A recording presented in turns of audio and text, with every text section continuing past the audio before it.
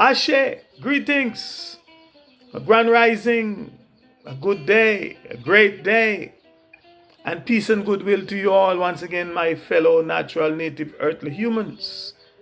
The world over, yes, you don't know that this is yours truly, I, the Mystic Philosopher.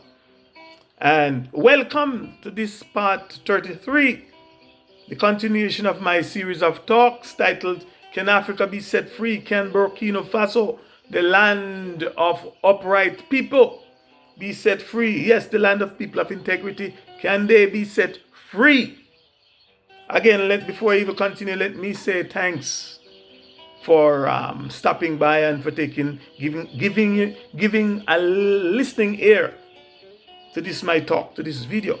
Now, if you haven't yet watched or listened to part 1 through to part 32, and hopefully in that consecutive order, I ask that you please do so before going forward with this part 33, or that you please do so at your earliest convenience. I can assure you that by you doing so, you may learn something new. And from I, the Mystic Philosopher's perspective, learning something new each day, learning something new each moment, is a big part of what this thing called life is all about. Learning. And by doing so, you may be reminded about something, or reminded of something, or at the very least, you may get something to think about, something to ponder, something to talk about, something to critique, to analyze, something to search and then research, or at the very least, you may have your own perspective on the things that you may hear in this talk, in this video. And you may have your own perspective from it to share with someone. And please note that I did not say that by listening to yours truly, I, the Mystic P, you will learn something, but that you may learn something. And the operative word here is may. The truth be told, these talks, these presentations are definitely not for everyone. Not everyone is ready for some of the perspectives that I'm sharing. Not every one of you is mature enough or ready to handle this. And I'm well aware of the possibility, if not the truth, if not the fact, that some of you might be offended by the truth, or more correctly, by the facts that are enveloped in what I'm sharing, in what I'm saying. But as the late Robert Nesta Marley once said in one of his very famous songs called Jaliv, and again I quote him, the truth is an offense, but it is not a sin, unquote. And as the late Dale Carnegie said, and I quote, those convinced against their will is of the same opinion still, unquote. And for the record, I must repeat that I'm not a con. And neither am I trying to con anyone. I'm not trying to con. I'm not trying to convert. I'm not trying to convince or con anything or anyone. I am just sharing another perspective from my angle of observation on a lot of things. And in this series, I am sharing what I perceive and think I know and know that I know must be done in order for our motherland, in order for Al-Kibaland, Africa, and by extension, all her children, home and abroad, to be free. And please note, not for us to get freedom, but to be free, completely free from the dome and the dominion of the imperialists, of the imperialists and the colonialists. Yes, the dominion of imperialism and colonialism. Now, for those of you that have been listening to some, if not to all, of my previous episodes, you will already know that my answer to these two questions, number one, can Africa be set free? Number two, can Burkina Faso, the land of upright people, be set free? You don't know that it is a resounding yes. Yes. And much more yeses. And I have no doubt about such a possibility. However, the purpose of this series is to show you from I, the Mystic Philosopher's perspective, and spiritual and intellectual insights, how and when Africa will be set free. How and when Burkina Faso, and by extension, we all African people, home and abroad, can and will be set free from the tyranny of the soulless creatures, their imperialism and colonialism. Now, it was the late Maya Angelou who once said, again I quote, "The truth is, no one of us can be free until everybody is free," unquote. And with that fact, we both know that none of us Africans, nations or individual, can be set free until all of us are indeed free. Now, someone asked me to please explain in a bit more detail how do I make the connection between worship and worship and religion turning people into vessels of war instead of vessels of peace. And while at it, I would like to correct a slight error I made and I shall quote in my previous talk, which I'll quote. And I quote it here and I correct it here. And now hopefully you will begin to know, understand, and overstand why they will unalive you. What I did say was why they will alive you. And for them, even if you are just trying to save or enlighten them. So what I really meant was unalive. I keep saying alive, which, as you know, you can't use the right word or the word you'd like to use because of the system. So I meant unalive. So just like to make that correction. And to do so, to answer the person's question and elaborate on it, what I'll do, I will repeat portion of what I said in my last talk, namely part 32 of the series.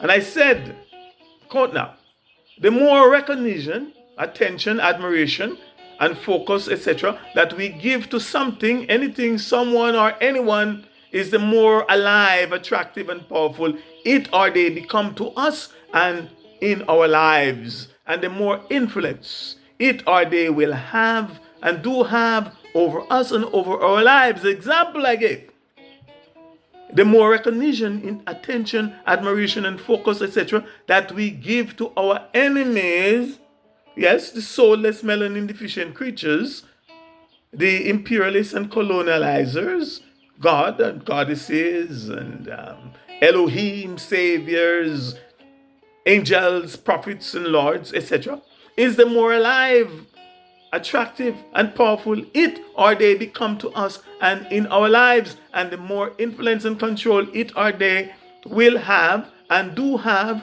over us and over our lives. Yes, the more you worship them, more correctly, the more you become a worship for them, a willing vessel of war for them, the more you pray to them, even more correctly, the more you willingly surrender to them and become a sheep, a willing sheep, their willing prey, the more you praise them and glorify them with your soul's energy, aka your sun's energy, the energy from your solar plexus, the more you call their names or mention their names, etc., is the more alive, attractive, and powerful it or they become to us and in our lives.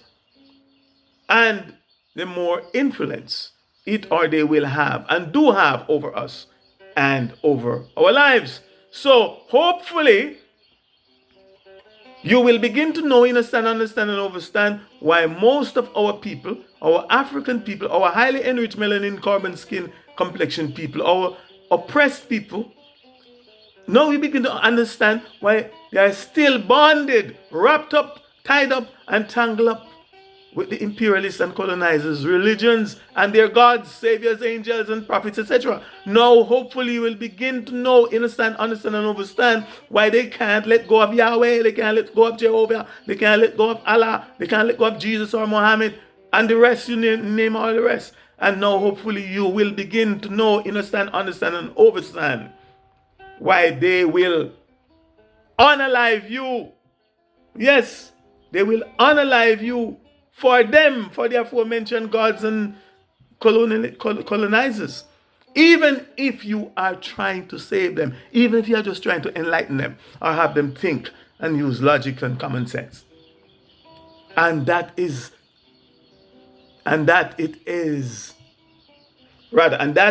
the real and most deadly colonization, the colonization of the mind, of which religion is just one of its main weapons.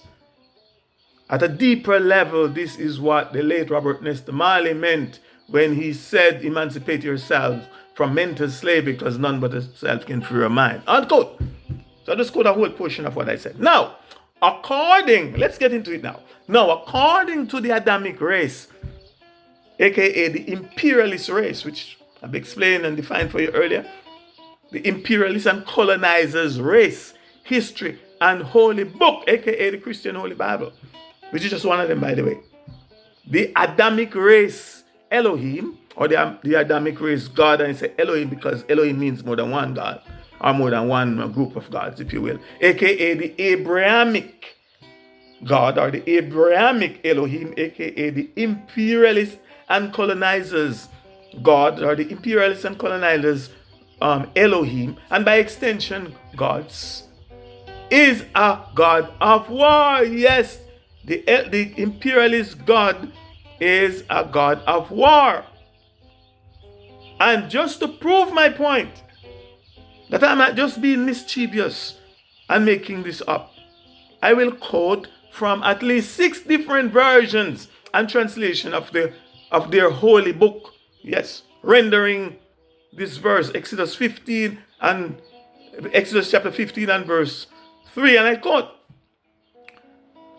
the first one. They quote, "The Lord is a man of war. The Lord is his name." That is the King James version, the King James rendering.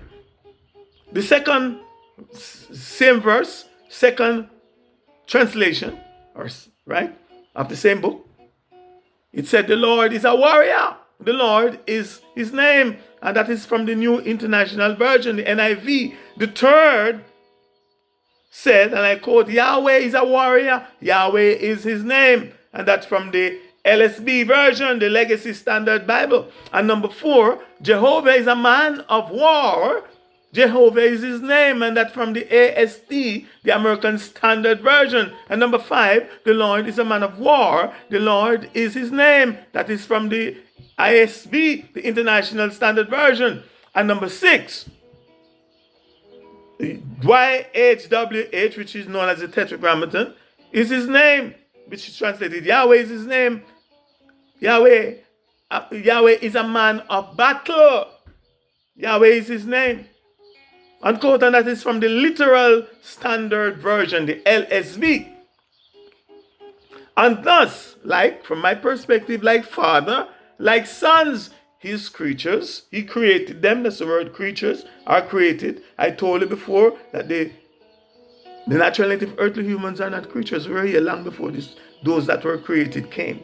But that's covered already. Go back and listen to previous presentation. And thus, like Father, like sons, his creatures are their creatures. The Adamic race, aka the Abrahamic race, aka the imperialist race, and the colonizers' race of humankind is a warrior race, is a warmonger race, a military race, is a conflict race, is a combat race, a conquering race, is a restless, ruthless, and merciless race of humankind.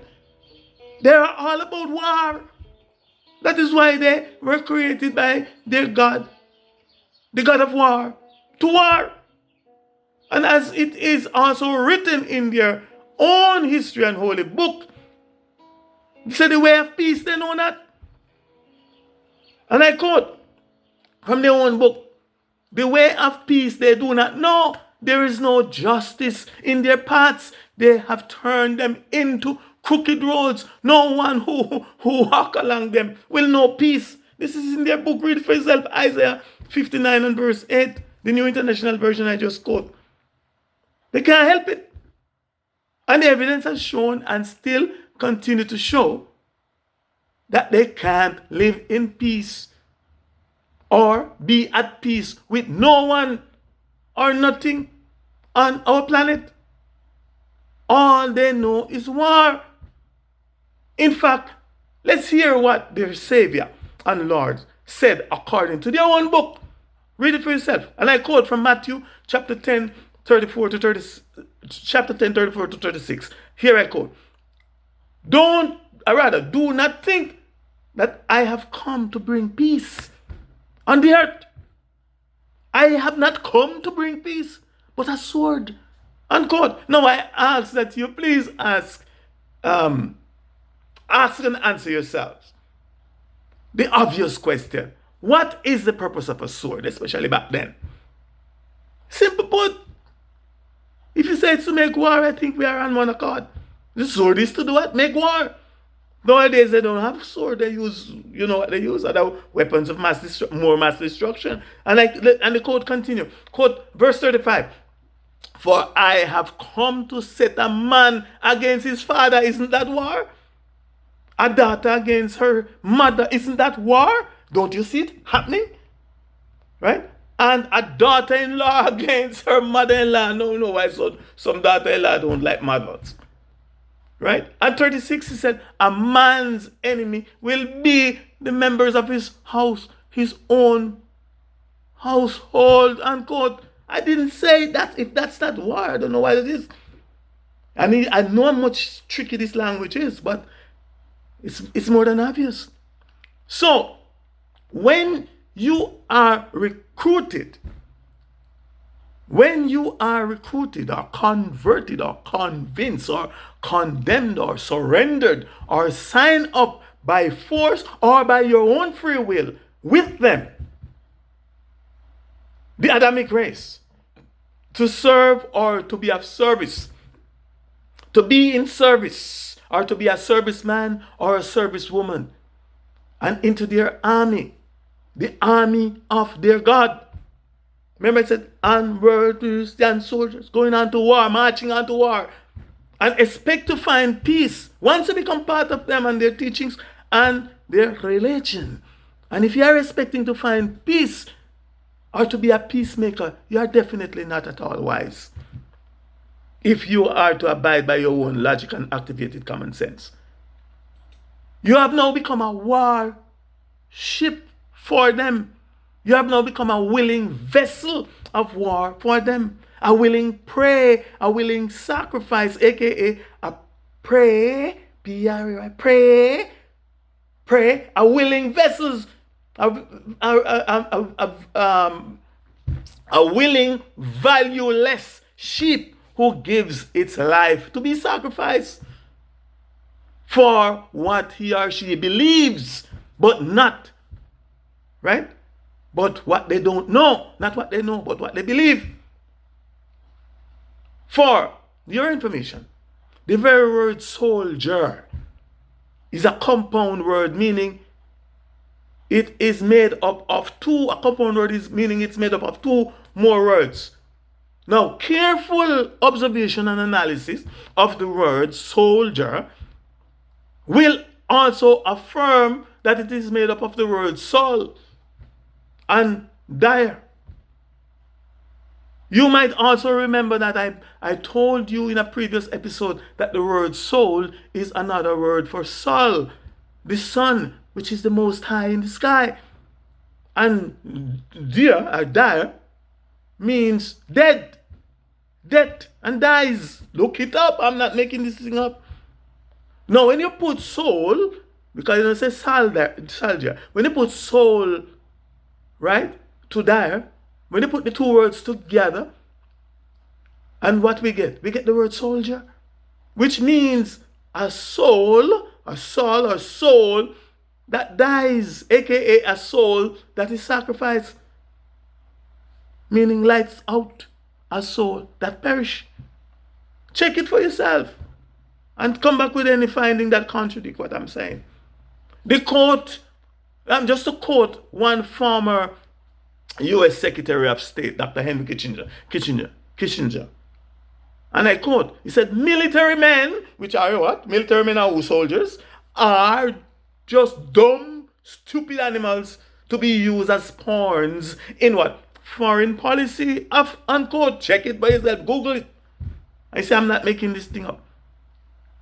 And that is why I am not sure if two of my favorite Jamaican reggae artists, one now deceased, namely Peter Tosh, and this young artist, I like his style and his singing, Neonas Chronics. And I'm not sure if they knew exactly what soldiers really mean and what they meant when they sang or when they sing that they are recruiting soldiers for your army. But that's another whole thing.